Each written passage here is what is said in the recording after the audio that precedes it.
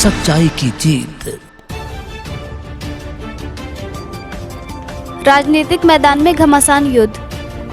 आगामी चुनाव को लेकर विपक्ष अपने आप को मजबूत करने के लिए भारत जोड़ो यात्रा का आह्वान किया है और कड़कड़ाती ठंड में लोगों के बीच जाकर घुल मिलते हुए दिखाई दे रहे हैं, जिस पर राजनीतिक सरगर्मियां तेज होती हुई दिखाई देने लगी हैं। तो एक तरफ बीजेपी कांग्रेस की यात्रा पर सवाल उठा रही है, तो दूसरी ओर कांग्रेस बीजेपी की बौखलाहट बता रही है।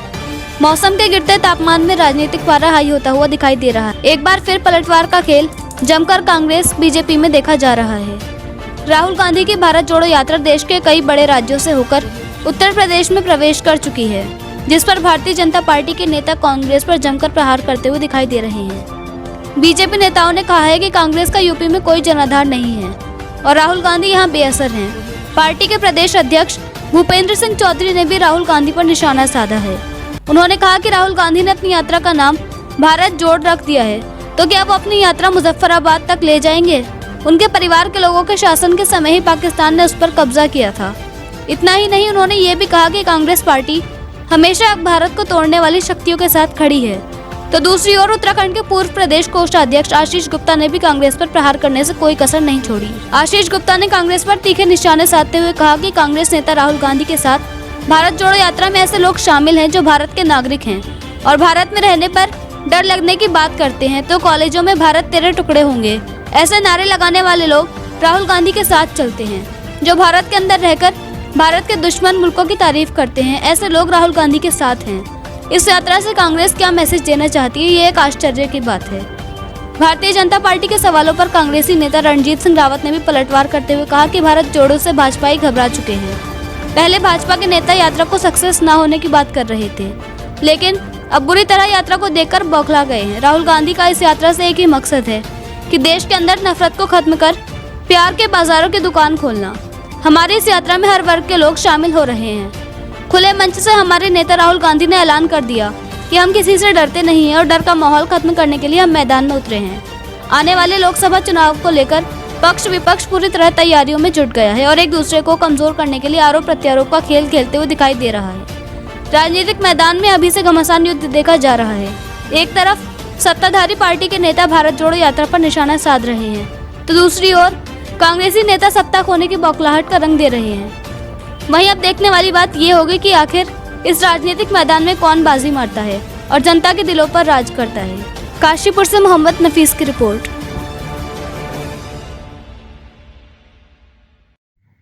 बहुत अच्छी बात है ये जो कांग्रेस कहीं ना कहीं पूरे देश में सफाई की तरफ बढ़ रही है। वहाँ आज उनके एक नेता ने जनता के बीच में उतरकर आगे बढ़ने की कोशिश की है, लेकिन अफसोस होता है नाम रखा भारत जोड़ो यात्रा, लेकिन वो लोग जो जेएनयू में नारे लगाते थे कि भारत तेरे टुकड़े होंगे हजार, वो लोग उनके साथ गलवाएं करते हुए दिखते हैं। वो लोग जो हमेशा भारत में रहने पर ये कहते हैं कि भारत में रहने में डर लगता है और कहीं ना कहीं हमारे शत्रु देशों की तारीफ करते नहीं थकते, वो लोग उनकी यात्रा में थकते हैं। तो ये यात्रा के माध्यम से वो संदेश क्या देना चाहते हैं, ये वास्तव में एक बहुत आश्चर्य की बात है। ये कांग्रेस की फितरत रही है। वो नाम गरीबी हटाओ का लेते हैं और देश में गरीबों को बढ़ा देते हैं।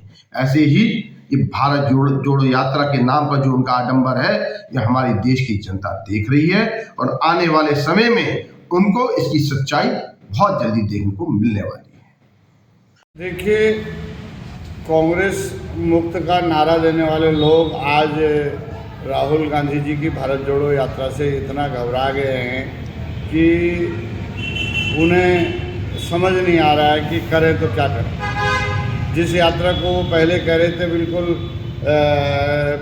सक्सेस नहीं होगी, और केरल में तो जब केरल में चले तो बोले केरल तो ठीक है, ज़रा कर्नाटक आने दो जहाँ भाजपा शासित प्रदेश है, तब पता चले। जब कर्नाटक में उपस्थिति यात्रा में केरल से ज़्यादा रही तो ये लोग घबराए और यात्रा जितनी आगे बढ़ते जा रही है उसमें वो एक जन आंदोलन का रूप लेते जा रही है और जनता की सहभागिता उसमें बढ़ते जा रही है। यही कारण है कि भारतीय जनता पार्टी के जो केंद्र सरकार के स्वास्थ्य मंत्री हैं, उन्होंने राहुल जी को कोरोना का वास्ता देकर के चिट्ठी लिखी कि वो यात्रा को स्थगित कर दें। लेकिन तथ्य यह है कि जो भाजपा ने राजस्थान में और दूसरे प्रदेशों में जन आक्रोश यात्रा निकाली थी, उनमें लोगों की भागीदारी नहीं हो रही है।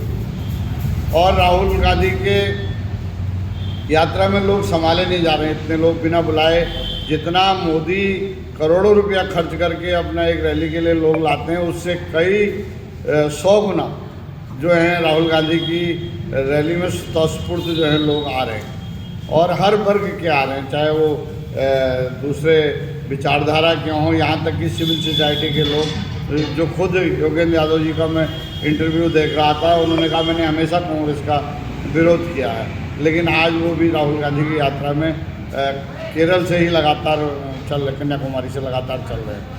तो जो डर का माहौल भारतीय जनता पार्टी ने बना रखा था कि लोगों को डरा देंगे, ईडी, सीबीआई, इनकम टैक्स और पुलिस करके, राहुल गांधी ने खुलेआम कहा है लाल किले की प्राचीर से कि हम किसी से डरते नहीं हैं, और जो भय का माहौल, यानी उन्होंने कहा है कि जो डर का माहौल बना रखा है इससे हम ख़त्म करके रखेंगे। और स्पष्ट उन्होंने कहा, नफ़रत के बाज़ार में मैं मोहब्बत की दुकान खोलने आया हूं, और जो नफ़रत, जो विद्वेष, जो अलगाव पूरे देश में अलग अलग लोगों में, अलग अलग जाति में, इलाकों में सरकार द्वारा, भारतीय जनता पार्टी और आरएसएस द्वारा फैलाया जा रहा है, उस सब को प्यार से जो है वो जोड़ते हुए देश को ला रहे हैं। तो से सिलसिला शुरू हो गया है, हिमाचल का नतीजा आपके सामने है, और समय आने दीजिए, अभी 9 स्टेटों में चुनाव हैं, उन्हीं में पता चल जाएगा कि 2024 में क्या होने जा रहा है।